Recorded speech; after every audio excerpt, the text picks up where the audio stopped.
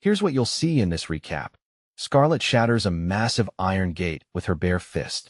The iron-fisted princess brutally obliterates thugs on the bloody streets. Prince Julius makes a stunning, absolute declaration of love.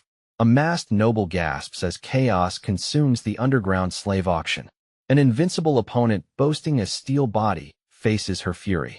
A corrupt archbishop collapses into death within his prison cell. Will she survive the sinister conspiracy waiting in the Holy Land? Now, let's begin the story.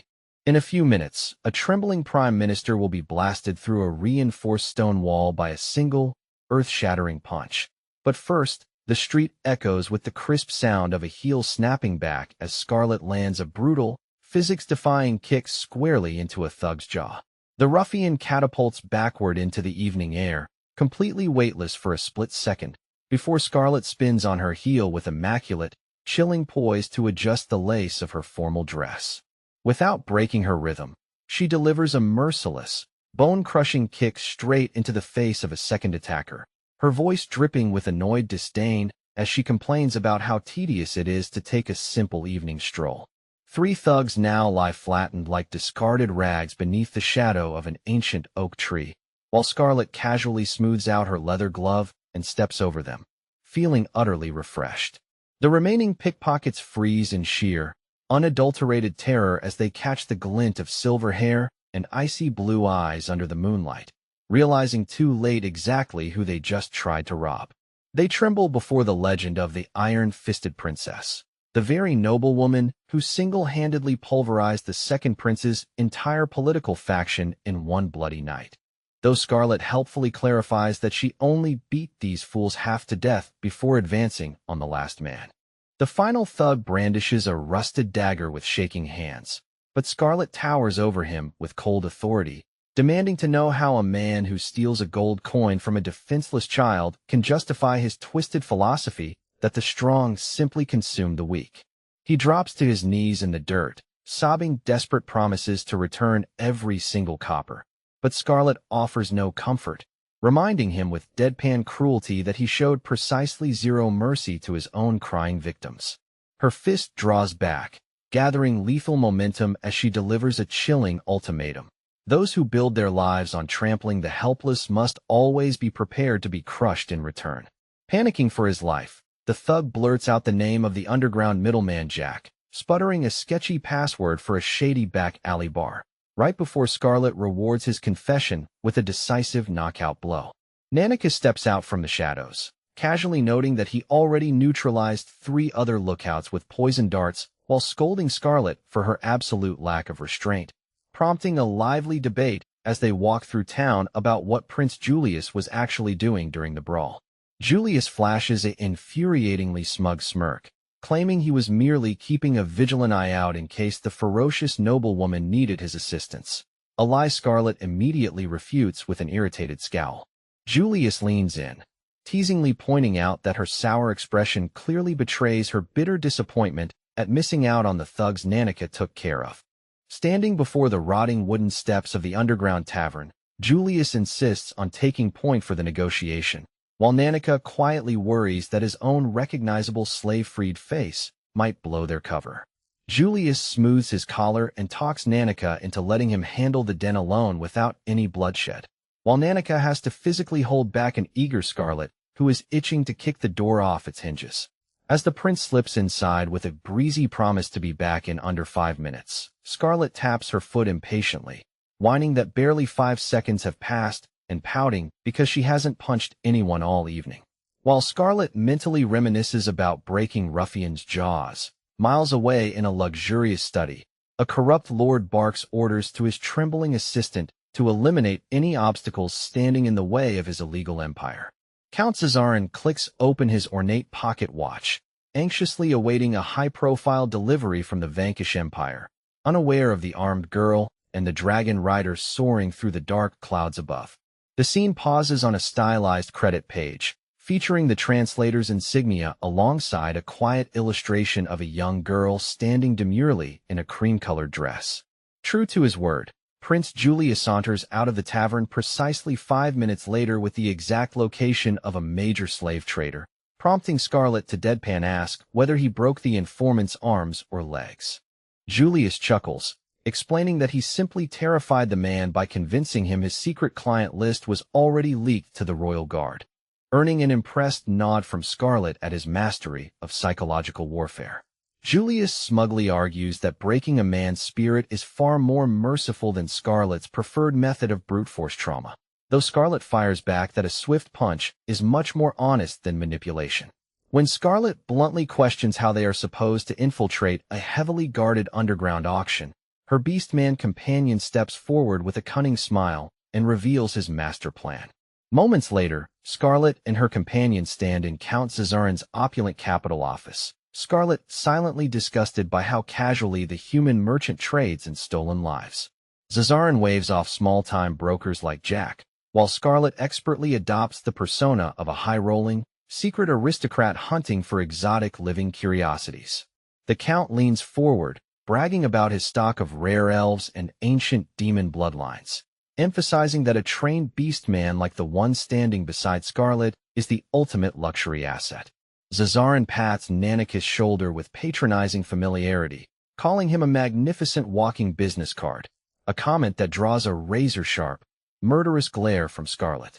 Scarlet shoots a subtle glance at her companion to keep him from leaping across the desk, before turning back to Zazarin to declare her true objective, securing a VIP seat at the upcoming capital slave auction. Zazarin strokes his chin, explaining that normal buyers require a grueling 6-month background check, but heavily implies exceptions can easily be made for a sufficiently wealthy and generous patron. Instead of demanding gold or jewels, Count Zazarin drops a bombshell. He will grant them entry only if Scarlet immediately surrenders her rare beastman companion as collateral. Zazarin even offers to smuggle her into the venue himself disguised as a relative, and Scarlet accepts with a chilling, calculated smile that hides her true intentions. She agrees to the terms on one condition. She needs until tomorrow morning to hand over her companion, pretending she requires one final night of faithful service before the trade. Walking out past the grand iron gates, Nanaka teases her for keeping her fists in her pockets, earning a playful headlock, and even offers to let her remove his magical slave crest, an offer Scarlet flatly refuses. Mid-sentence, the exhaustion of the day catches up to Nanaka. His knees buckle, his form shifts, and he collapses into a fluffy, sleeping black wolf right into Scarlet's arms. Knowing beastmen are strictly nocturnal creatures, Scarlet cradles the heavy canine against her chest and decides to let him sleep off the exhaustion back at the inn. Reflecting on Nanaka's genuine desire to atone for trying to assassinate her months ago, Scarlet tucks the sleeping wolf into bed just as Prince Julius returns to their room.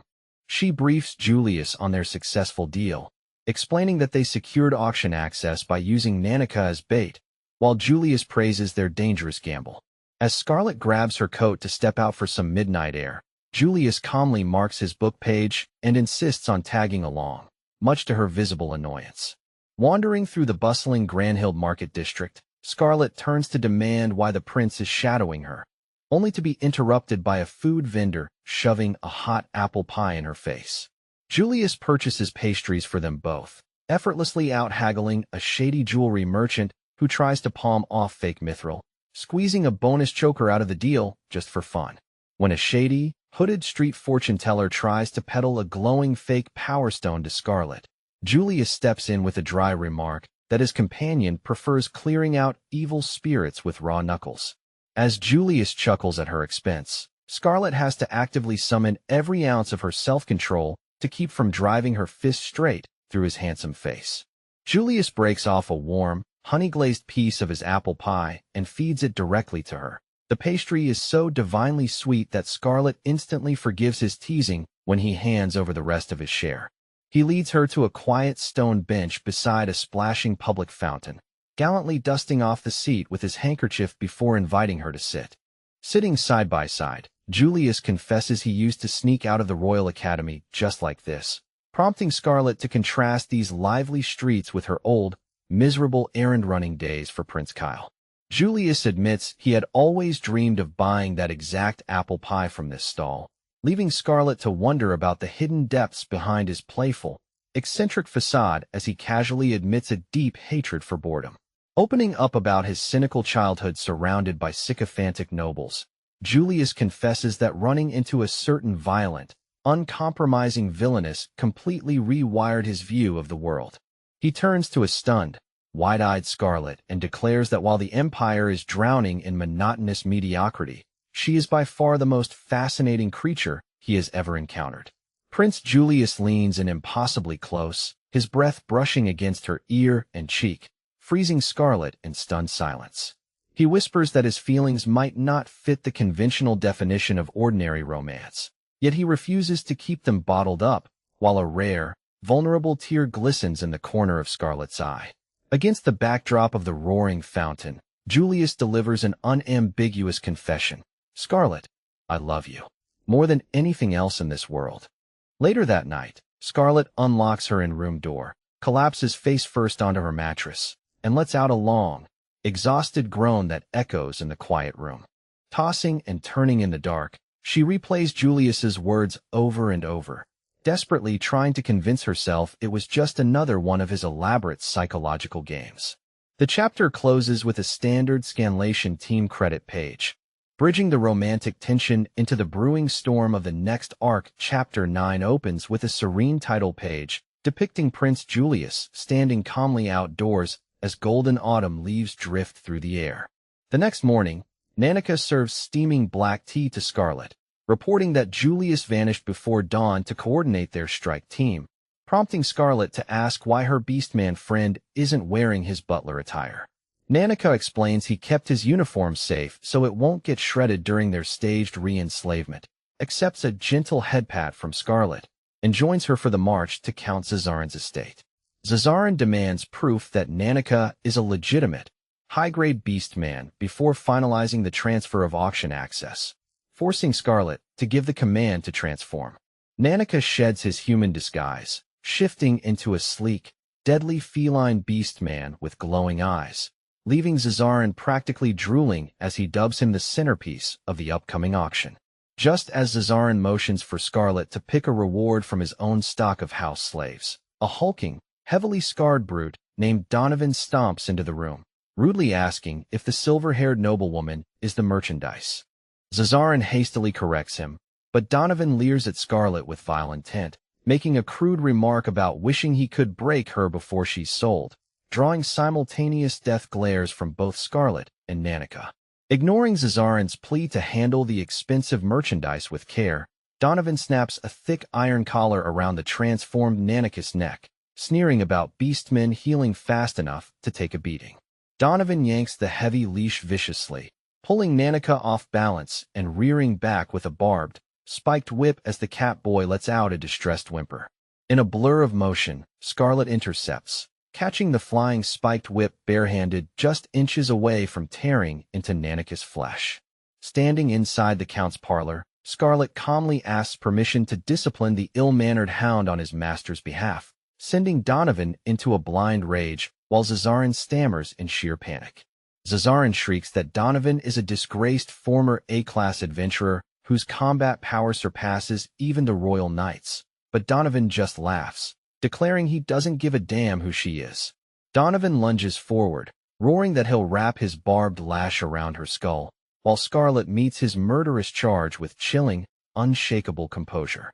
She grips the spiked chain with her bare hand, completely halting Donovan's momentum. Despite pulling with every ounce of his massive strength, he cannot budge her an inch, leaving both him and Zazarin paralyzed with shock. Scarlet casually announces to the terrified Count that she will take this brute as her free slave bonus instead, noting that his lycanthrope biology means he'll survive whatever punishment she dishes out. With a single, effortless twitch of her wrist, Scarlet yanks the heavy chain forward, hoisting Donovan into the air before delivering a devastating, sound barrier-breaking punch directly to his sternum. Donovan smashes backward straight through the reinforced glass window, flying out into the courtyard, while Scarlet gently kneels to cast soothing healing magic on the frightened catgirl slave, promising to free her soon. She tosses a gold coin at the trembling Count to cover property damage, while Zazarin babbles terrified apologies and confirms the final auction details. Outside the gates, another familiar face waits by a carriage. Scarlet's older brother, Leonardo, intercepts them with a face like thunder, chewing out both his reckless sister and the prince, while Julius casually sips porcelain tea and defends their progress. Leonardo lectures Julius on gambling with royal security before his expression softens into agonizing brotherly worry, begging his stubborn sister to stay away from the front lines of this war. Julius amuses himself by tossing around Scarlet's intimidating new street monikers, while Leonardo buries his face in his hands over her plummeting reputation, eventually steering the talk to Prime Minister Godwin's illegal auction. Julius drops the timeline. The auction goes live in just 48 hours, triggering an immediate stress-induced meltdown from Leonardo, while Julius playfully pokes fun at Scarlet's intense, brooding stare. Scarlet brushes off Julius's offered sweets, and when Leonardo orders her to sit this one out safely while the military handles the raid, Scarlet flatly, coldly refuses to stay home. When Leonardo questions her stubborn defiance, Scarlet flashes back to everything since her annulment. Every corrupt noble she punched, every crying commoner she saved, and feels her blood boil. She demands to know why evil men walk free while honest people suffer in the dark, standing up to declare that peaceful bureaucratic methods will never scratch corrupt monsters like Godwin. She slams her fist down, proclaiming that if anyone is going to dole out justice, it's going to be her knuckles, causing Leonardo to bang his head against the table in despair, while Julius bursts into roaring laughter. Leo groans about her chronic habit of pow-pow-powing the aristocracy before shifting gears to an urgent intelligence briefing regarding Godwin's secret international ties. Leo reveals intercepted memos proving Godwin is conspiring with the aggressive Vanquish Empire, detailing their terrifying Dragon Knight divisions and their fragile, breaking ceasefire with Palestine. Pinpointing Godwin's primary foreign contact as a commander in the Crimson Dragon Brigade, the scene cuts to Godwin's private study where a hooded Vanquish operative inspects a sparse intelligence file. Godwin slides a dossier containing a sketch of Scarlet across the desk, whining that she derailed his plans at the royal ball and that his hired assassin vanished without a trace. The hooded Vanquish commander lowers his cowl, revealing a dangerous smirk as Godwin begs him to wipe the troublesome noblewoman off the map once and for all. Another Scanlation team credit page flashes on screen, featuring transition art and localized staff credits. Chapter 10 begins outside under the stars, where the Vanquish commander and his loyal subordinate Jean discuss Godwin's pathetic greed, plotting to use him as a pawn to hollow out Palestine from the inside. While affectionately scratching his massive dragon's chin, the Vanquish commander admits that his promise of a high ministerial seat for Godwin is a total lie. The moment the fat politician outlives his usefulness, he's dead. Jean mounts his beast and launches into the night sky back toward Vanquish after firing a parting warning, while the commander smirks, remarking that playing with dangerous fire is his favorite pastime. Back inside the mansion study, Godwin continues ranting about foreign mercenaries, only to freeze as a blonde young woman steps out of the shadows, casually drawing an ornate flintlock pistol and pressing the barrel directly against his nose. The girl whispers that this firearm is a divine blessing from Palmia, before calmly squeezing the trigger, unleashing a deafening magical concussive blast. The projectile detonates behind Godwin, obliterating a solid mahogany table and scattering ceramic shards, while the girl explains with chilling serenity that this weapon turns even the strongest foes into ash. With dead eyes, she tells Godwin to use it liberally on anyone who tries to interfere with their grand design, cutting to a sleek carriage rolling through the midnight fog. Scarlet steps down from the carriage in an exquisite formal gown, offering a polite, icy nod of thanks to a trembling Lord Zazarin who serves as her nervous escort. Inside the vestibule, Zazarin's hands shake as he hands her a velvet masquerade mask, muttering about the strict anonymity rules of the auction, while Scarlet mentally scoffs at the uselessness of a paper-thin disguise. She snaps the mask over her eyes with a confident smirk, thinking to herself that this illegal market will be the corrupt elite's final shopping trip. Outside the grand underground venue, another carriage pulls up as Prince Julius's internal monologue outlines their tactical blueprint for raiding Godwin's second-floor sanctum. The strategy hinges on bypassing perimeter magic, neutralizing guest weapons, and slipping past Godwin's hand-picked elite guards without triggering a premature massacre. Julius muses with a grin that if Scarlet manages to dismantle a human trafficking ring of this scale, she might finally earn a civilized nickname instead of a violent one. Masked and composed, Scarlet steps into the massive, chandelier-lit auction hall, a venue the underground now whispers of as the hunting ground of the patriotic punching princess. Outside in the alleyways, Leonardo coordinates elite royal guard platoons, sweating bullets and muttering prayers that his sister will actually keep her promise to minimize structural collateral. Leo's stomach ties itself in agonizing knots over what's about to happen, while inside the opulent hall, masked nobles sip champagne and eagerly debate which caged human commodities they plan to acquire. Aristocrats openly brag about laundering embezzled tax gold for the upcoming bids, while Scarlet listens from the shadows, her hands curling into tight fists as the room falls silent for the opening act. A masked attendee bumps her shoulder in the crowd, muttering an apology in a voice that tickles her memory, just as the main spotlight slams onto the central stage. The auctioneer steps up in a tailored suit, kicking off the bidding war with theatrical flair as live string music swells and the corrupt audience roars with applause. Fat cat politicians laugh heartily, waving paddle numbers funded by stolen public funds as the auctioneer pulls back the velvet curtain on the first miserable lot. A terrified single-winged woman is pushed forward onto the platform, while deep in the sub-basement holding cells, captive Beastman children watch and wait in the dark.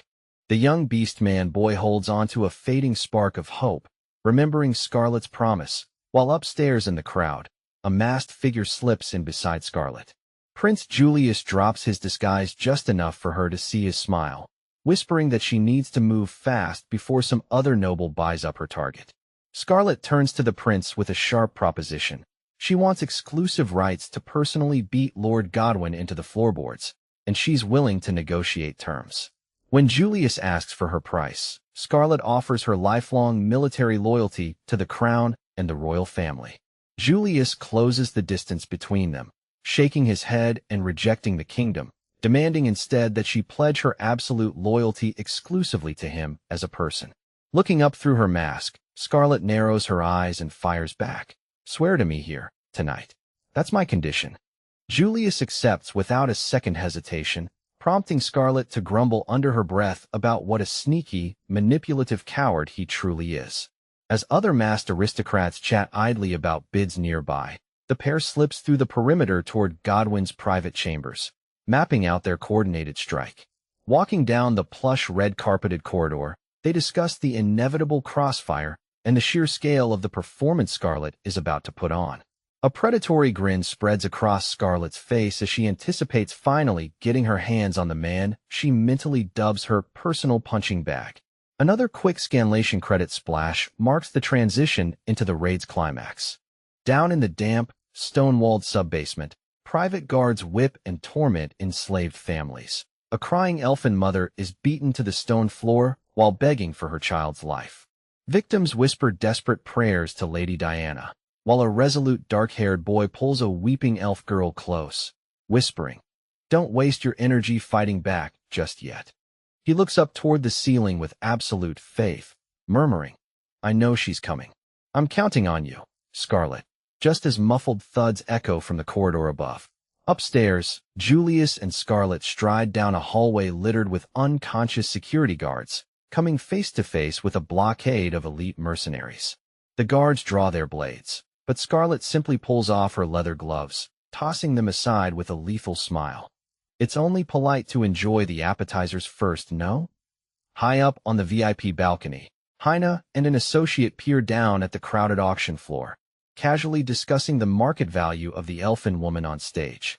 Lord Godwin paces in his backstage office, reviewing security protocols with his son while an orchestral announcer chimes in over the PA system for a musical intermission. The house band strikes up a sweeping melody titled The Dance of the Rose, while Godwin flexes his fist, sensing the inevitable storm about to break through his doors. A synchronized storm of violence erupts as Scarlet and Julius unleash a devastating flurry of physical blows, perfectly timed to the soaring notes of the ballroom orchestra. Scarlet unleashes a jaw-shattering right hook, sending a mercenary flying backward through solid oak doors in a shower of artificial rose petals. The grand double doors splinter inward. Scarlet El Vandimion steps through the smoke, slowly unhooking her masquerade mask as Lord Godwin, and his inner circle recoil in absolute horror. Her eyes lock onto the sweating Prime Minister with murderous intent, greeting him warmly as her human punching bag, while Godwin stammers out her name in sheer disbelief. Recovering his voice, Godwin snaps his fingers and orders his brutes to drag out a special prisoner, a massive, chained lycanthrope who hits the marble floor with a bone-rattling crash. Godwin cackles, explaining he captured Donovan 2 days ago for biological experiments, while Godwin's masked son steps forward, hands crackling with raw, unstable lightning magic as he vows to incinerate her. Prince Julius raises 2 fingers without looking, instantly suppressing the ambient mana. A pulse of royal anti-magic ripples outward, snuffing out the young man's lightning spells like a snuffed candle. Julius steps into the light, flashing the blazing royal signet ring, the ultimate constitutional artifact capable of neutralizing every magical spell cast within the borders of Palestine. Godwin's associates break into nervous, hysterical laughter, refusing to accept that the Crown Prince would actively participate in an illegal slave raid, while Scarlet mocks Godwin's pathetic choice of allies. Driven to the edge of panic, Godwin screams at the chained lycanthrope to tear the fake prince limb from limb as Donovan surges forward with a monstrous swipe of his claws. Julius doesn't even flinch. Before the beast's claws can connect, Sir Sigurd drops from the rafters in a blinding flash of silver, cleanly slicing off Donovan's massive claw from above. Sigurd and Julius exchange a brief, sarcastic jab about tardiness, while Godwin's guards swarm forward, forcing Sigurd to draw his blade to hold the line. Before Sigurd can swing, a gloved hand grabs his collar and yanks him backward with terrifying force. Scarlet scowls, accusing him of trying to steal her main course. She informs the bewildered knight that the lycanthrope belongs to him, but the corrupt politicians are her exclusive meal, leaving Sigurd to sweat drop and immediately step aside. Down on the main banquet floor, terrified guests hear the structural groans above just as a heavy armored guard is thrown clean over the balcony railing, plunging into the tables below. A cheerful, terrifying smile spreads across Scarlet's face as she grabs a fleeing masked henchman by the ankle, initiating a spinning, cyclone-grade assault. Gripping the man's boot like a handle, she begins to rotate at breakneck speed, generating a human tornado that blasts dozens of armed guards and terrified aristocrats across the hall. A breathtaking wide panel captures the absolute chaos. Mercenaries, tables, and crystal chandeliers caught in Scarlet's devastating vortex under the starry night roof. Outside on the terrace, Leo waits anxiously for the flare until Scarlet casually tosses a towering stack of unconscious guards out the window, drawing a dry, exasperated sigh from her brother. Sigurd shifts into a partial beast form, alarming Leo, while Julius and Scarlet debate the best way to signal the reserve troops and hunt down a fleeing Godwin. Julius fires a brilliant signal flare into the clouds. Leo misinterprets the smoke signals and has a minor heart attack upon hearing that Scarlet is officially swearing a loyalty oath directly to the prince. Julius confirms the arrangement with a grin, leaving Leonardo staring into space, completely broken by his unruly family's rapid life developments. As celebratory fireworks burst across the capital skyline, Leo snaps back to reality, muttering a spell, clairvoyance, to track the escaping prime minister. His magical sight locks onto Godwin and his son scrambling up the central third-floor staircase, just as the heavy thud of a landing dragon shakes the rooftop tiles above. Another scanlation credit page displays a cute rabbit mascot and translation group notes. Chapter 12 opens with the deafening roar of a dragon taloning the roof, while Leo, Julius, and Scarlet hash out the final details of Godwin's vanquish extraction route. While auxiliary guards battle a hulking behemoth and slaves are directed toward the exit tunnels, Scarlet calmly sits down to kick off her high heels, preparing to get serious for the chase. She activates her signature divine skill, Chronos Blessing, Acceleration, leaving her brother Leo behind to herd Nanika and the freed captives to safety. With a roar of displaced air and the battle cry triple burst, Scarlet fractures time around her body, accelerating her personal chronology to godlike, supersonic speeds. She shoots up the stone stairwell like a cannonball, her hand gripping the banister with such friction that the polished oak vaporizes into splinters as she launches upward. Blasting straight through reinforced stone walls and bounding off exterior masonry with terrifying kinetic force, she leaves a vertical trail of architectural devastation in her wake. Scarlet grits her teeth against the immense physical toll of her accelerated metabolism, rocketing vertically through the night sky like a silver shooting star aimed right at the roof. Godwin and his masked handler sprint toward the waiting dragon's harness, entirely oblivious to the human missile screaming through the upper atmosphere toward them. Godwin whines about the incompetence of Palestine's military as they reach the dragon's flank, only to freeze when a cloaked figure drops out of the sky and lands squarely on the beast's saddle. The hooded Vanquish rider whirls around, barking, "What did you just say?" while Godwin cowers and the giant dragon Rex lowers its horned head to strike. Rex swings a tail thick as a tree trunk with enough force to level a building, but Scarlet steps into the path and catches the massive scaly limb barehanded, snapping, "If you break the roof, you'll be causing me a lot of paperwork." She drops onto the deck beside a paralyzed Godwin, while the hooded rider slowly lowers his cowl, recognizing her instantly from the infamous ballroom massacre reports. To Godwin's total bewilderment, the dangerous Vanquish prince drops his gloves, falls to one knee before Scarlet, and blurts out, "I fell in love with you at first sight. Please marry me." Godwin and the dragon Rex stare in slack-jawed silence as Scarlet replies with a flat, "I refuse," and immediately punts the romantic invader across the rooftop with a devastating roundhouse. Before the dragon can retaliate, Scarlet leaps onto Rex's snout, grabs its horns, and slams the multi-ton beast face-first into the stone tiles with an earth-shaking thud. The hooded prince picks himself up, dusting off his cloak and marveling at how she effortlessly flattened both him and his mount with single strikes, shouting back, "It seems I'm falling more and more in love with you, Scarlet." He continues his florid, lovesick poetry, comparing her silver hair to starlight and her eyes to sapphires, until Scarlet loses her patience, sprints across the deck, and kicks him over the edge again. Dusting her hands, Scarlet glares down at the prince and demands to know why he isn't fulfilling his contract to eliminate Godwin, sending the corrupt politician into a cold sweat. The Vanquish royal flashes a dazzling, dangerous smile and unmasks completely, revealing himself as Prince Al-Flam, whose very name translates to Lord of the Flames. Al-Flam turns to a horrified Godwin, casually confirming that his primary mission tonight was always to tie up loose ends by killing the fat politician, shooting a beam of concentrated fire that singes Godwin's coat. Godwin trips backward over his own robes, whimpering in terror as Al-Flam tells him he'll at least grant him the dignity of an execution without torture. Scarlet closes the distance in a blur, driving a devastating punch straight into the flagstones beside Al-Flam, who chuckles at her speed and snakes a hand out to grab her ankle. Al-Flam yanks her forward into a dramatic, theatrical dip, attempting to whisper sweet nothings, while Scarlet stares down at him with extreme professional skepticism. She grips his wrist with crushing grip strength, recalling his unnatural healing rate and terrifying density, and asks if he's compensating for something with all that bluster. Al-Flam rips his tunic open to bare his chest, revealing skin permanently fused with the legendary blessing of the god of steel, Meteor, making his flesh theoretically immune to blunt trauma.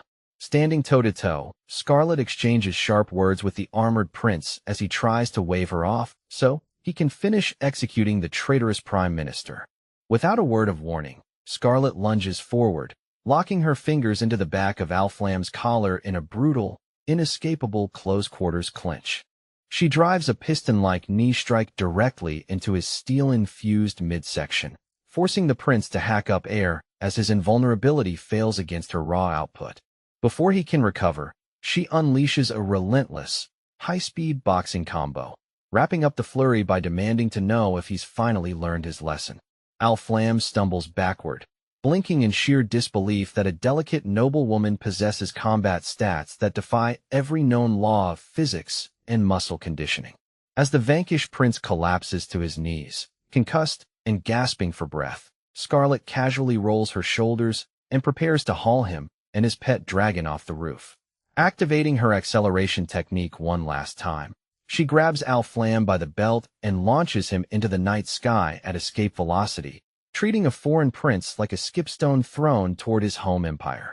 Left alone on the burning rooftop, Lord Godwin crawls backward in absolute hysterics, blubbering frantic apologies for hiring assassins and confessing his role in using Terranetza to break her engagement with Prince Kyle. Scarlet towers over the blubbering politician, her eyes widening as every piece of the puzzle clicks into place. Realizing this fat rat engineered the false accusations that destroyed her life's work.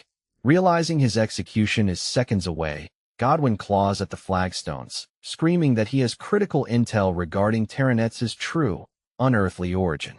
Godwin shrieks out the forbidden truth. Terranetza is not a native noble daughter at all, but a soul reincarnated from an entirely different world via divine goddess magic, leaving Scarlet frozen in shock. A transition scanlation card displays an illustration of a young girl in a frilled dress alongside translation acknowledgments. Down in the courtyard, Nanika and the remaining captives push forward as perimeter guards close in, just as a tall, cane-wielding figure strides fashionably late into the fray. The newcomer drops a beastman guard with a single lazy swing of his polished walking stick, declaring with supreme arrogance that common villains don't merit knowing his name. Royal Palace reinforcement knights flood the gates, driving off the remaining mercenaries and bringing overwhelming relief to the terrified townspeople. A knight slices through Nanika's heavy iron manacles, explaining that Lady Scarlet specifically dispatched them to secure the perimeter while she handles Godwin on the roof. Down below, Leonardo paces frantically, shouting that his reckless sister is definitely going to overdo it again, while nearby, Scarlet stands alone in the dark, her gloved hand throbbing as her bruised bones pulse with pain. She winces, noting that punching a body forged of divine steel chipped her knuckles, while Godwin babbles pathetic excuses, trying to shift 100% of the blame onto Terranetza. A sharp flashback cuts to a sun-drenched academy courtyard where a smiling blonde Terranetza greets Godwin, while a younger Godwin aggressively demands to know what a lowly baron's daughter wants with Prince Kyle. The flashback continues. Terranetza daydreams aloud about a guaranteed, happy ending, where she hooks a handsome prince, conquers every social obstacle, and ascends the throne as a beloved queen. Taking a dainty bite of pastry, she declares her scripted destiny, while Godwin scoffs, warning her that Prince Kyle will never marry a commoner, to which Terranetza replies with eerie certainty, "No, he will choose me." The memory concludes with Terranetza pitching a mutual partnership to Godwin, convincing the opportunistic politician that backing Prince Kyle's faction is his golden ticket to absolute power. Back in the present, Godwin crawls towards Scarlet's boots, offering endless bribes of land and political influence if she just spares his miserable life. Godwin lets out a hysterical, high-pitched laugh, parroting her old mocking description of him as a human sandbag with sharp eyes and a plump physique, before realizing she was literally talking about him. Scarlet activates her ultimate ability, Overclock, plunging the rooftop into a grayscale dimension where time slows to 1/100th of its normal speed and only her consciousness operates at full velocity.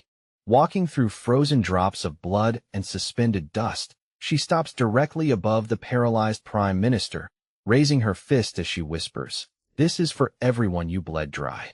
A rapid sequence of flashing memories plays, Godwin trampling innocent serfs, treating human lives like disposable tokens, flashing briefly to Nanika's suffering, and putting a bounty on her own head. She rains a devastating storm of high-speed blows onto the helpless politician, driving her heel into his chest with the declaration, "Because I want to beat you up for no reason at all." The overclock timer ticks down with a deafening chime. Time snaps back to reality as Scarlet delivers a mountainous, blood-soaked finishing blow, thanking him dryly for the feast. Godwin crashes backward through the remaining brick parapet in a massive explosion of plaster and blood, while Scarlet collapses forward onto her hands and knees, wheezing. Phew. Leo is definitely going to yell at me for this. The visual emphasizes the sheer, brutal impact of the final strike as the Prime Minister's unconscious body settles into the rubble. Exhausted from over-relying on her divine blessings, Scarlet catches her breath on the cold roof tiles, muttering her brother's inevitable reprimand. Her silver hair abruptly flashes black from magical exhaustion. As she sways on her feet, a pair of arms catches her from behind, prompting her to whisper in disbelief, "Brother?" Prince Julius pulls her into a tight, secure embrace, teasingly murmuring into her ear, "Are you disappointed that it's just me?" As Scarlet blinks in sleepy surprise. Surveying the wreckage, Julius and Scarlet review the post-battle damage, the shattered staircase, the knocked-out dragon, and the reserve guards grumbling that they missed out on beating up Godwin themselves. Standing outside the smoking ruin, Scarlet waves off Julius's offer of a princess carry just as her frantic allies come sprinting up the stairs to check her vitals. She flashes a tired, reassuring smile to her panicked comrades, who immediately demand to know where the Prime Minister ended up. Before anyone can blink, a battered, screaming Godwin stumbles out from the smoke behind them, brandishing a stolen magical handgun and shrieking, "Die, Scarlet!" A deafening gunshot splits the night air. Scarlet's eyes dilate in stark terror as a red spray of blood erupts right beside her. Prince Julius takes the bullet squarely in the back, his eyes rolling back as he collapses directly into Scarlet's arms while the rest of the team screams in pure horror. "Prince Julius!" Julius slips out of consciousness against her chest, whispering a weak joke about stealing her spotlight, while Godwin lets out a maniacal cackle, screaming that the Palestine crown is finished. Blinded by sheer, uncontrollable rage, Scarlet launches herself vertically off the ground like a rocket, closing the distance to Godwin in a fraction of a heartbeat. She pummels the Prime Minister with savage, unhinged fury before grabbing the glowing holy necklace around his neck, her eyes locking onto the cursed artifact with sudden realization. Godwin gurgles, demanding his holy maiden's trinket back, but Scarlet snarls that she'll return it to him directly through your teeth. She hoists him off the ground by his throat, demanding to know if he has any clue what he just destroyed, roaring that Julius is 1,000,000 times the man this pathetic parasite will ever be. With a final, back-breaking uppercut, Scarlet launches Godwin upward with enough kinetic energy to break orbit, screaming his name as he vanishes into the upper atmosphere. The corrupt politician disappears as a tiny star in the velvet sky, leaving Scarlet standing victorious amidst the smoke, breathing heavily as she dedicates the vengeance to the fallen prince. Staring up at the cosmos, she whispers a solemn farewell. "Prince Julius, I have avenged you. Rest easy and watch over us from the heavens." Right on cue, Prince Julius weakly coughs up a mouthful of blood behind her, groaning, "Don't go killing me off and writing eulogies just yet," as emergency healing magic flares across his back, while Scarlet stares deadpan. Julius flashes a cheeky grin, asking if she's disappointed he survived, to which Scarlet replies with genuine warmth, "Not at all. I'm just glad you're alive, you idiot." Outside the cordon zone, Scarlet lectures the bleeding prince and his knights on reckless endangerment before climbing into her carriage and waving a crisp goodbye as the wheels begin to turn. A comical flashback scene shows rescue workers discovering Godwin wedged headfirst deep inside a hollow oak tree miles away, hauling his heavily bandaged, twitching body onto a farm cart. Peering out the carriage window, Scarlet calls out to her brother, asking if his intelligence division successfully wrapped up all the loose ends. She breaks into a radiant, satisfied smile, telling Leo she's never felt mentally lighter in her entire life. Deep in a rural forest, royal search parties comb the woods until a knight spots a pair of fancy boots sticking out horizontally from a massive tree trunk. Yanking on the footwear with all his might, the knight pulls Godwin out with a deafening crack of splintering bark, leaving the former Prime Minister weeping that every single bone in his body is pulverized. Godwin and his remaining cronies whine about their catastrophic run of bad luck, while packing their meager belongings into a hidden cart. His subordinate warns him that the royal succession war is only heating up, advising him not to daydream about revenge, though Godwin stubbornly mutters about sending a spy to find out what brand of sweet Scarlet likes. Citizens across the capital flood the streets, waving extra-edition newspapers blaring the headline, "Corrupt Prime Minister Arrested at Last." The populace dances in the plazas, cheering for Lady Scarlet as the heroine of salvation, while gleefully retelling the legend of how she drop-kicked Godwin off the auditorium roof. Inside a quiet cathedral, a young nun traces the newspaper portrait of Scarlet with a reverent smile while sunlight pours through the stained glass windows. Back at the academy, students whisper over headlines detailing Scarlet's explosive exploits, while Scarlet herself sits in her dorm room, seriously debating whether to adopt a black hound or a white cat. She even practices commanding a domesticated dragon to roll over and play dead, leaving a visiting bystander standing frozen in absolute, speech-robbing shock. Lady Scarlet meets with her estate manager Cervantes, who reports that her new merchandise idea, a novelty stress relief sandbag stamped with Julius's face, is breaking sales records across the city, prompting Scarlet to chuckle and suggest a toast. Nanika tries to get her attention while a tiny black familiar barks at his boots, just as courtyard maids call out for him to help set up tables for incoming guests. At the Grand Palmia Cathedral, a massive congregation gathers as an enraged archbishop mounts the altar, screaming into the microphone that Archbishop Godwin's arrest was an unlawful, heretical outrage. The fiery cleric rails against non-believers of Goddess Palmia, condemning anyone who pays homage to rival figures like the Holy Maiden Diana, whipping the crowd into a fanatical frenzy. He hallucinates a divine vision of Goddess Palmia, brandishing her staff, screaming at the top of his lungs, "Purge every last heretic from the kingdom." A hooded figure slips past the heavy iron gates of the high-security prison block. Scarlet casually asks two stunned guards what they're doing on duty before using subtle divine charm to walk right past them. Strolling down the stone corridor, Scarlet muses that very few mortals understand how to tap into divine blessings to bypass mundane locks, eventually stopping in front of Archbishop Godwin's private cell. Godwin's replacement shrieks through the bars, babbling promises to become Palmia's loyal attack dog against the Diana faith if she just smuggles him out of the country tonight. Scarlet reaches through the iron bars, gently brushing a soft white feather across the trembling man's cheek while whispering softly, "May Lord Palmia bless your journey."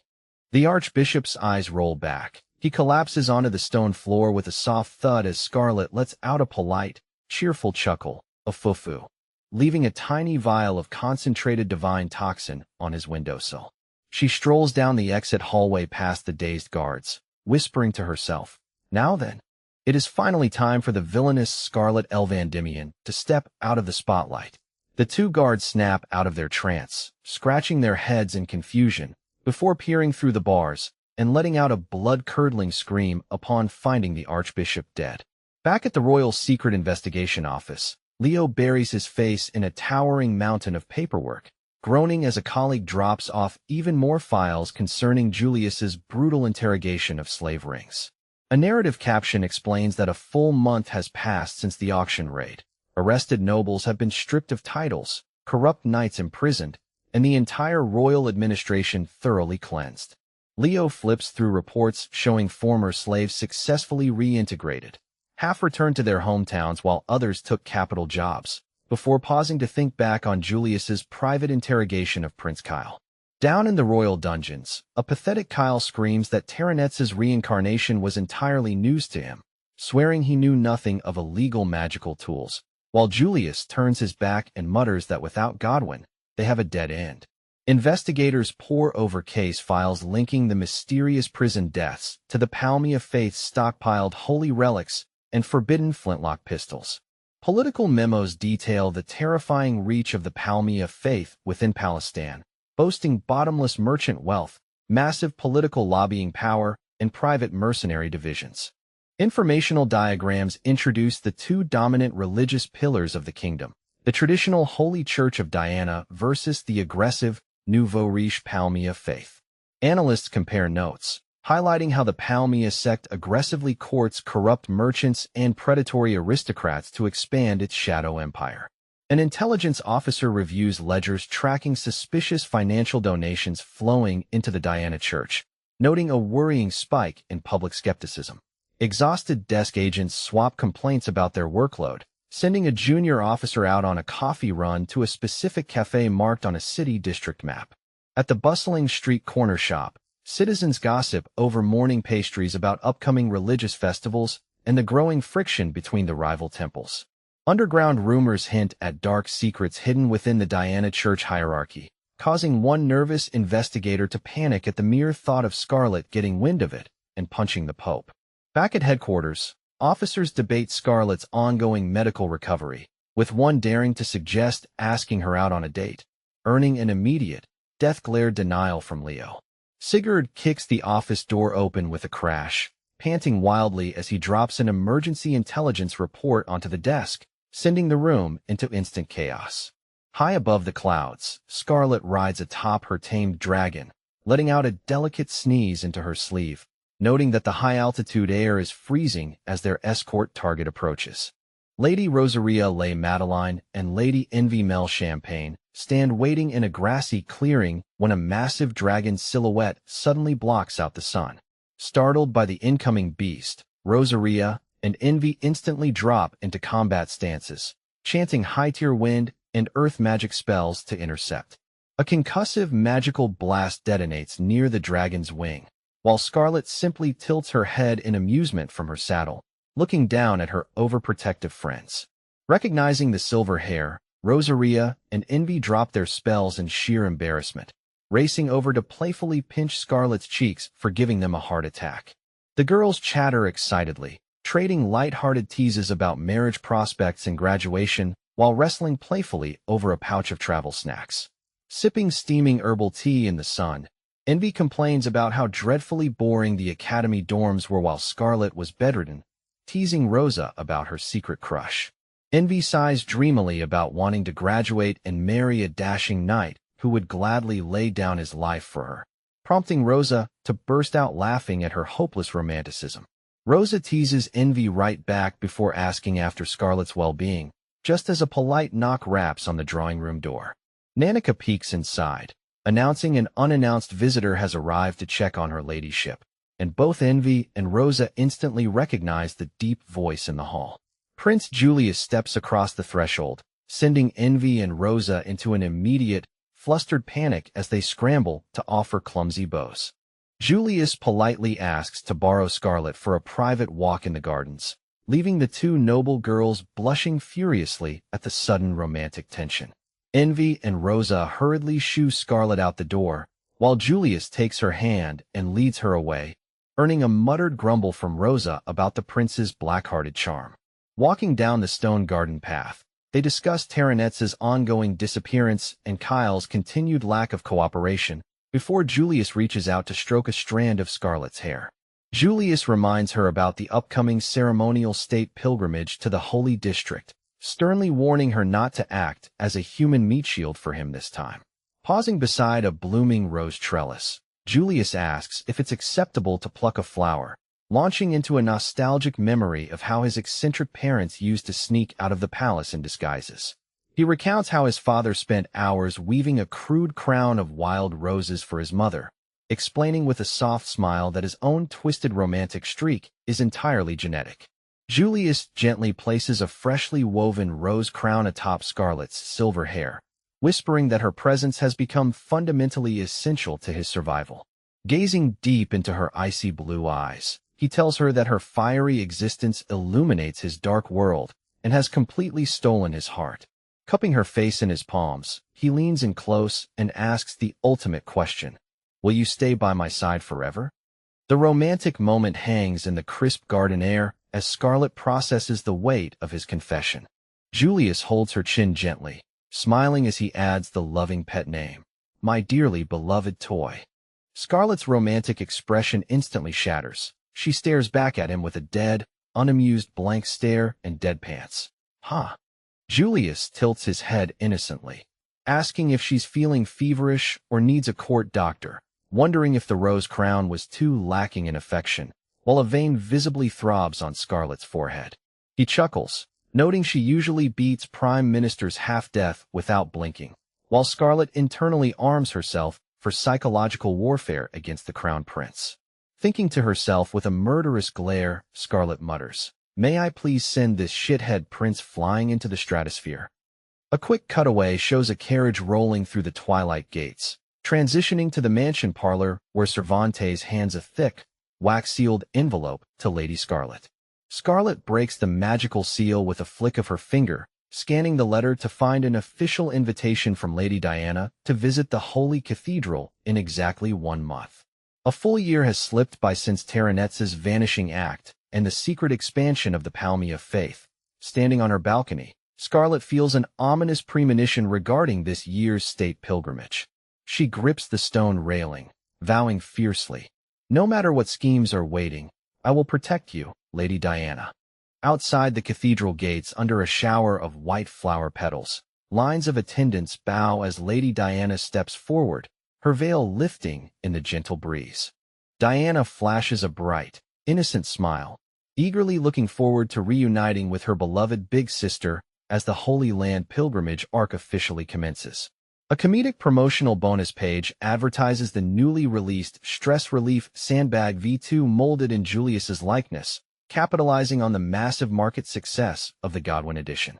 Back at the estate, Lady Scarlet cheerfully announces her sudden desire to take a relaxing hot spring vacation, triggering an immediate, twin glare of profound suspicion from both Leo and Nanika.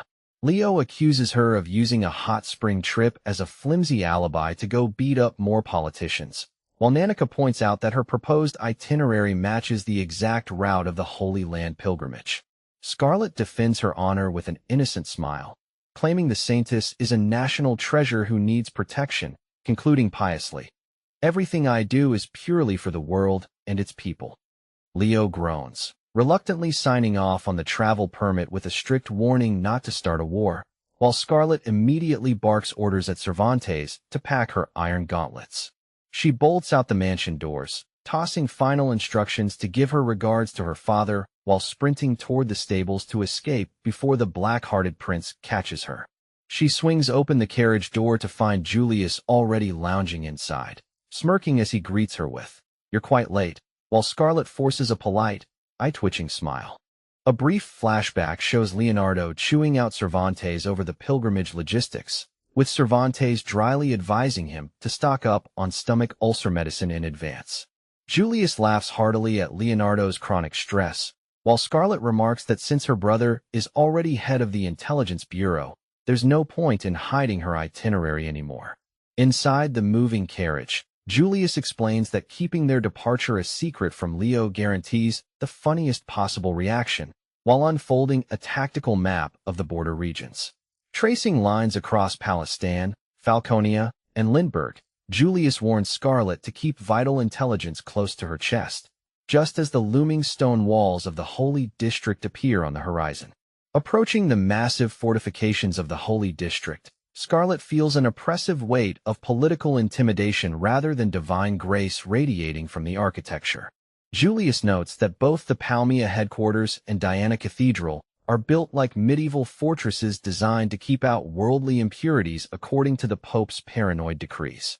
They discuss the current Pope of the Palmia faith, Lord Sargon, whom underground merchants universally refer to as the shitty nouveau riche raccoon. Scarlet cracks her knuckles, ready to start swinging, but the carriage brakes screech violently as the driver pulls back on the reins in sheer panic. The path is blocked by iron-reinforced castle gates. A squad of elite guards bars their way, barking that Lord Sargon issued direct orders barring unverified carriages. A knight steps forward to challenge Prince Julius, claiming state clearance is delayed due to foreign diplomatic summits, while a sweaty, obese official waddles out from behind the gate.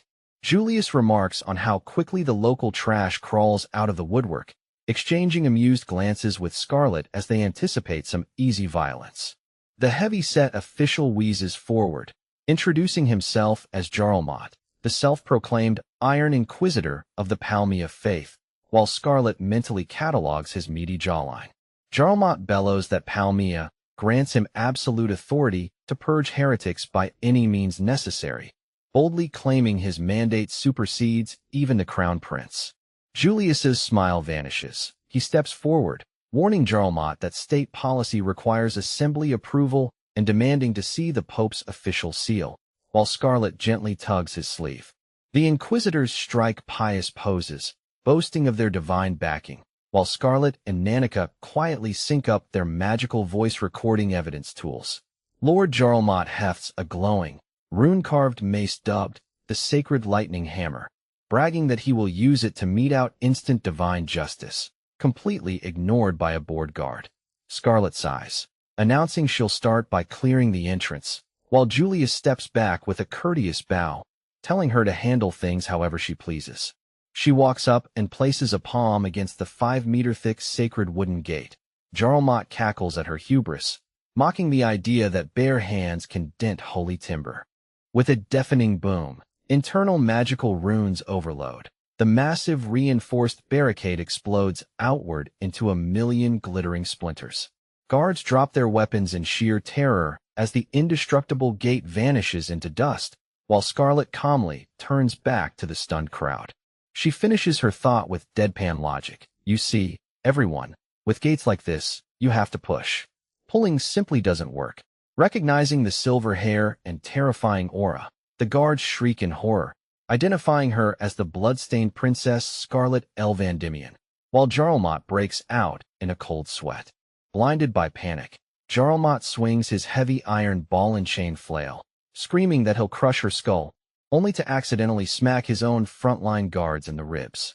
Scarlet effortlessly disarms a kneeling guard, snatching his ceremonial spear and brushing off Jarlmot's clumsy weapon with contemptuous ease. With a resounding whack, she bats the heavy iron ball right back at its owner, sending Jarlmot tumbling backward into the dirt with his sacred robes ripped to shreds. Scrambling up, a humiliated Jarlmot whips out a replica Holy Maiden's necklace, channeling its weak healing light to bolster his courage, while Scarlet mutters that cheap knockoffs are always a nuisance. She closes the distance in a flash, driving a devastating, sound barrier-breaking right hook squarely into Jarlmot's face with a thunderous boom. As Jarlmot launches backward, Scarlet mentally reflects on the old idiom that even pigs can fly if you hit them hard enough, proving physics applies to corrupt clergy. Captain Paragus and the elite Holy Order of the Diana Church arrive in a flurry of capes, shouting for order as bewildered guards scramble out of the way. Paragus rushes over, offering profuse apologies for the delay while taking in the wreckage of the gate and the riots sparked by Palmia zealots across the district. Julius and Paragus analyze the enemy's tactical movements, suspecting Pope Sargon is orchestrating a coup, before their strategy session is interrupted by an inappropriately cheerful voice. First Knight Dios Westwood saunters into view, dropping overly familiar, flirty remarks toward Captain Paragus and Lady Scarlet before trying to casually grab Scarlet's arm. Prince Julius steps between them like a striking viper. After a brief scuffle where Dios dodges Captain Paragus's furious punches, Dios flashes a theatrical bow, introducing himself as a Knight of the Holy Order. A dramatic close-up panel captures Dios flashing a blinding, winking smile as he purrs, "Pleased to make your acquaintance." Dios brazenly shoots his shot, telling Scarlet he fell in love at first sight and begging her to be his girlfriend, leaving Paragus and the surrounding knights facepalming in mortification. He babbles on about his dubious lineage as a half-elf prince, leaving Scarlet mildly amused while everyone else looks ready to commit murder. Noticing Dios's complete lack of situational awareness, Scarlet prepares to smack some sense into him, but Julius beats her to the punch, grabbing her hand and stepping forward. Julius narrows his eyes, warning Dios to keep his hands off his companion, prompting the roguish knight to grin and call Scarlet the prince's favorite possession. Julius doesn't even deny it, sternly ordering Dios to stand down, while Dios chuckles that he's never been a fan of obeying royal commands. As the two men exchange thinly veiled death threats disguised as banter, Dios cheerfully bids Scarlet adieu, causing the surrounding holy knights to drag him away by his collar. As Dios is hauled off complaining about how hard it is to be handsome, Paragus apologizes for the circus act, while Scarlet privately notes that both Julius and Dios are acting remarkably unhinged today. Walking down the cathedral corridor, Scarlet yanks her hand out of Julius's grip, demanding to know what he meant by calling her his that earlier. Julius sheepishly rubs the back of his neck, claiming it slipped out. Captain Paragus halts before a set of massive gilded doors, announcing they've reached the innermost sanctum of the Diana Cathedral and instructing the guards to admit the royal guests. Stepping inside the Hall of the Saintess, Julius immediately cuts to the chase, demanding a private, classified briefing regarding the upcoming pilgrimage route. The moment Captain Paragus and the guards step outside, and the heavy doors slam shut, the dignified Saintess persona completely shatters. Lady Diana sprints across the marble floor at full speed, hurling her arms around Scarlet's waist and wailing, "Big Sister Scarlet!" Diana bursts into genuine tears of relief, clinging to Scarlet like a koala, until Prince Julius reaches down, grabs her ceremonial collar, and unceremoniously yanks her backward. Diana flails in midair, Jaya, squawking that her holy maiden body is being contaminated by male germs, while Scarlet watches with the deadpan expression of an unimpressed cat owner. Julius scolds her for lacking royal dignity, while Diana hides behind Scarlet, sobbing that the prince is a bully. Scarlet sighs, reminding Julius that she's running this meeting. A brief historical flashback details the 300-year legacy of the first Saintess Diana and the sacred purification barrier. The narration explains how successive generations of girls named Diana periodically inherit the divine mandate to maintain the great anti-demon barrier. Returning to the present, Diana begs Scarlet to hold her tighter and glares at Julius, who ignores her dramatics to review the dangerous pilgrimage maps. Julius announces a grand public departing ceremony in 3 days to reassure jittery citizens, especially since Diana has secretly lost her divine magic, earning a sharp reprimand from Scarlet for his bluntness. Realizing the hard truth behind his words, Diana straightens her posture, adjourns the meeting, and immediately begs Scarlet to sleep in her private chambers tonight. As Julius turns to leave, Scarlet gently calls him out for terrorizing the poor girl, and Julius offers an uncharacteristic apology before they reaffirm their shared commitment to protecting the realm. Later that night, tucked under plush duvets, Scarlet regales Diana with bedtime stories about decking corrupt nobles who insulted her, leaving Diana starry-eyed and deeply inspired. Diana sighs that she wishes she had Scarlet's iron constitution, before launching into a passionate rant about how much she despises men, asking Scarlet what she honestly thinks of Prince Julius. When Diana hears that Julius teases Scarlet just as much as he teases her, she throws a miniature temper tantrum, punching her feather pillows in furious solidarity. Diana dreams aloud about a legendary silver-haired, blue-eyed Prince Charming sweeping her off her feet, staring intently at Scarlet, while Scarlet notes such traits are awfully specific. A polite knock on the door interrupts their midnight chat as an attendant calls out curfew. Diana flushes red, covering her face and muttering that she was just dazzled by Scarlet's beauty. Refusing to let her go, Diana scooches closer across the mattress until their foreheads bump together in the dim candlelight. Scarlet gently pats her head, telling her to get some beauty sleep, but asks for one small favor as long as it's within her power. A nostalgic flashback reveals Diana's lonely childhood, where her real father secretly called her Sonia before palace duties stole her youth away. Scarlet smiles softly, whispering, "Good night, Lady Sonia," causing Diana's eyes to widen with shock before a radiant, tearful smile breaks across her face. "Good night, sister."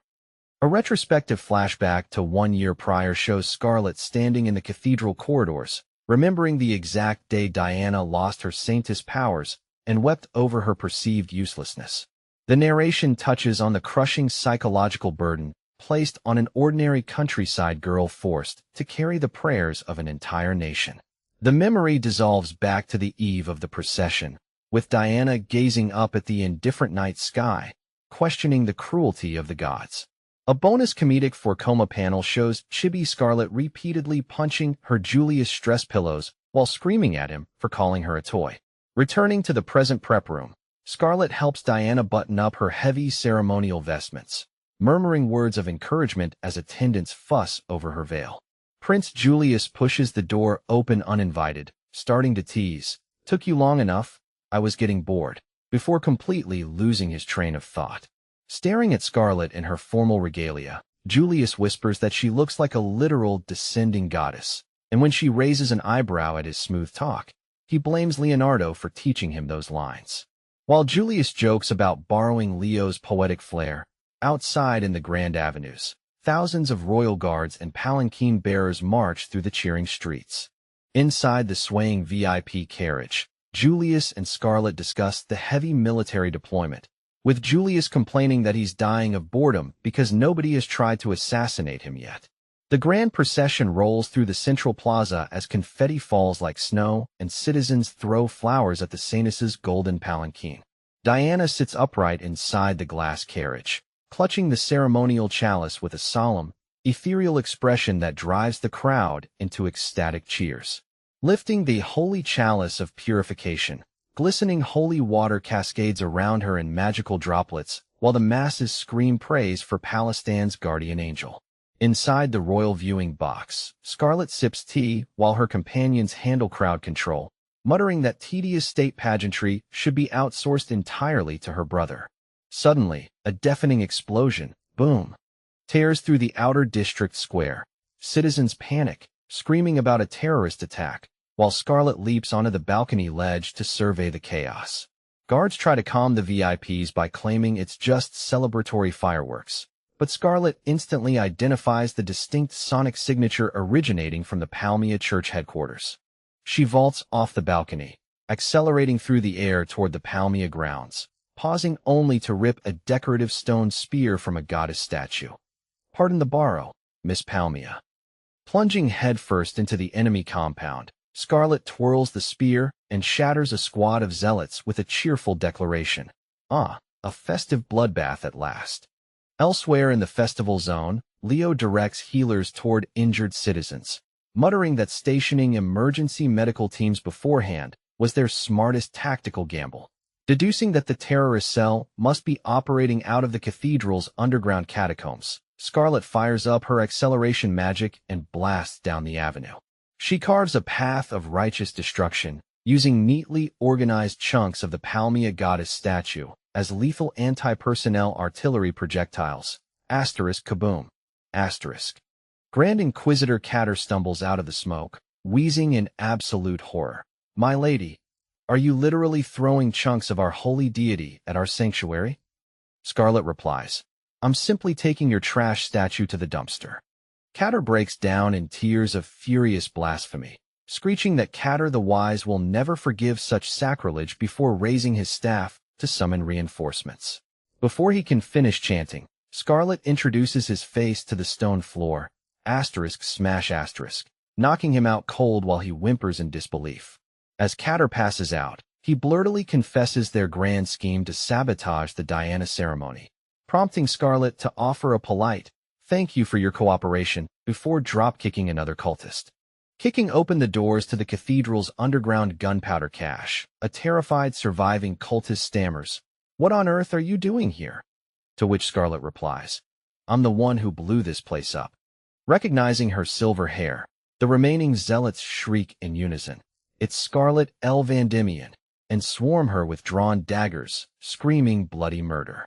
Surrounded by fanatics in the burning crypt, Scarlet pauses, wondering why none of them suffered so much as a scratch from the massive explosion, suspecting a magical ward is in play. The cultists proudly hoist another stolen, Holy Maiden's necklace, chanting invocations to summon their final boss to crush the heretic once and for all.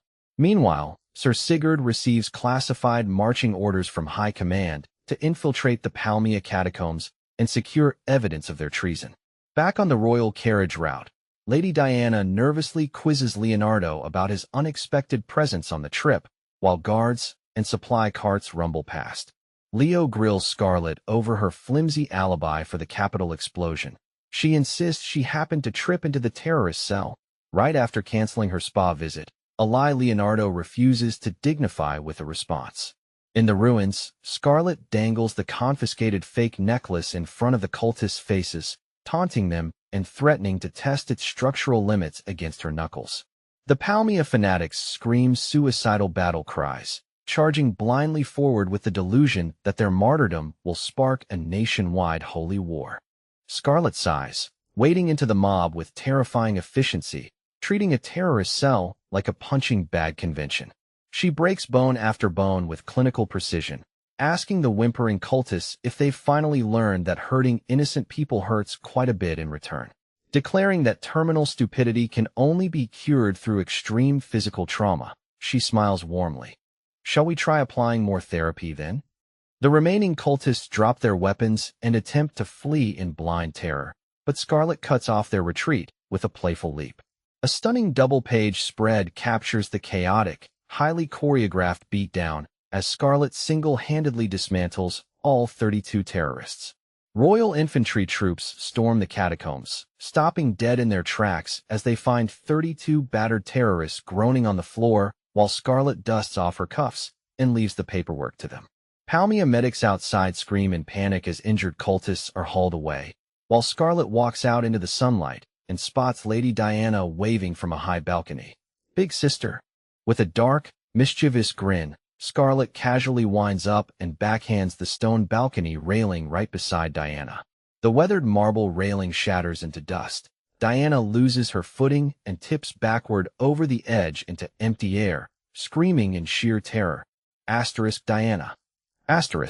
Leo doesn't hesitate. He leaps off the viewing platform onto a passing cavalry horse, spurring the beast forward in a desperate gallop to intercept the falling Saintess.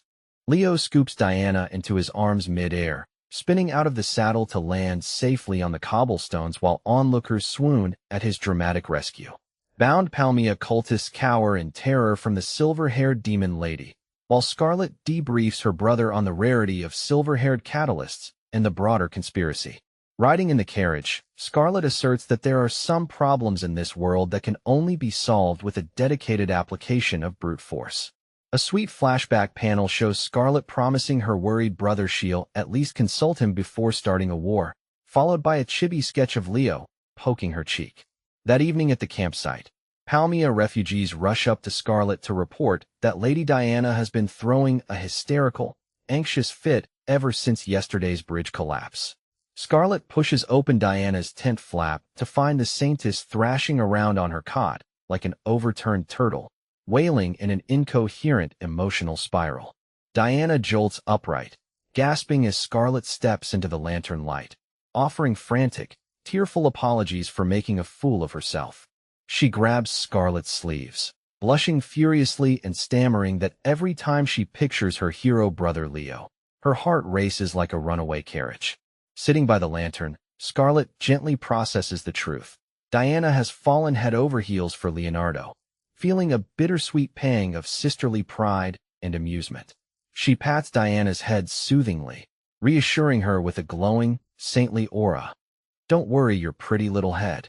I happen to have a brilliant matchmaking plan. The caravan rolls through the mountain passes, finally arriving at the legendary Eastern Hot Spring resort city of Memphis, where steaming waters and sulfur vents welcome them. Submerged neck-deep in the thermal baths, Scarlet and Sonya review the final operational parameters of their romantic infiltration strategy. Sonya and Scarlet give Diana a complete makeover, swapping her heavy holy vestments for traditional Memphis festival where to execute the ultimate Gapmo plan. Diana stares at her reflection, alternating between blushing fits of shyness and fierce determination to capture Leonardo's heart.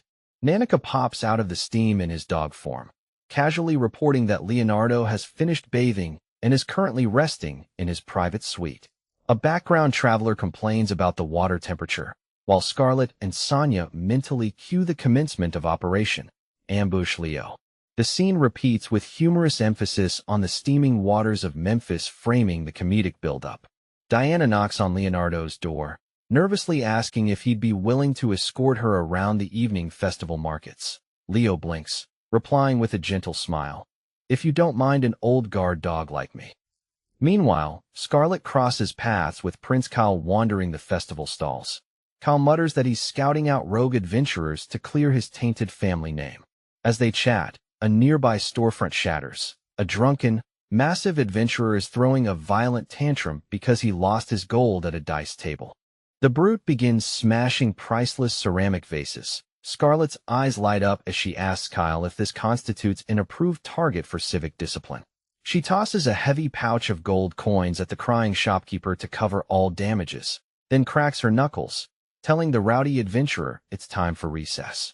With a single, devastating right hook, Scarlet launches the giant thug through the tavern wall, while his party members, the Golden Bulls, draw their swords in blind panic. Ignoring the combat, Scarlet pivots to a nearby crepe stand, cheerfully sampling local street food and deciding that festival treats are a vital part of tactical reconnaissance. Elsewhere in the festival square, Diana and Leonardo stroll beneath glowing paper lanterns. Leo shivers awkwardly, while Diana excitedly points at a giant cloud of cotton candy. Diana holds up a pair of fluffy animal ear headband accessories, squealing, "999 ya dash," while a deeply flustered Leonardo looks away, fighting for his life against cute overload. Sporting her cat ear headband, Diana feels her heart hammering against her ribs, convinced that matching accessories with Leo makes her a proper maiden. Leo gently pulls her out of the path of a drunken rowdy, telling her to stay close in the crowded tavern district, making Diana feel like a helpless child in his care. She stares down at her shoes, comparing herself unfavorably to her overwhelmingly competent sister Scarlet, feeling hopelessly unfeminine. Leonardo notices her sad expression, gently resting a hand on her head and telling her that her gentle heart makes her the most irreplaceable person in the kingdom, instantly rendering Diana speechless and beet red. A sudden explosion of glass and shouting erupts from the alley. Upon hearing that Scarlet is soloing a riot, Leo panics, blurts out an apology, and sprints toward the noise, leaving Diana standing alone. Diana watches him vanish into the crowd, her insecurities rushing back as she wishes she could be strong like her sister, unaware that a pair of hooded eyes is watching her from the shadows. At a nearby outdoor pub table, Dios finishes his mug of ale, muttering about sensing suspicious mana signatures before casually wandering off to investigate. Far away in the snow-draped capital of the Vanquish Empire, a blonde aristocrat paces across a balcony, reading an intercepted intelligence missive. Down in the courtyard, Prince Alflam and the elite commanders of the Crimson Dragon Brigade assemble, finalizing preparations for their cross-border infiltration. In a dimly lit Vanquish war room, generals toast to their hidden moles planted deep inside Palestine's religious orders as their ultimate trump card.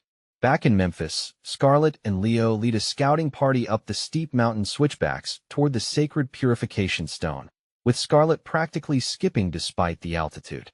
She insists she's operating at 100% capacity, while the royal guards behind her struggle to keep pace with her insane endurance.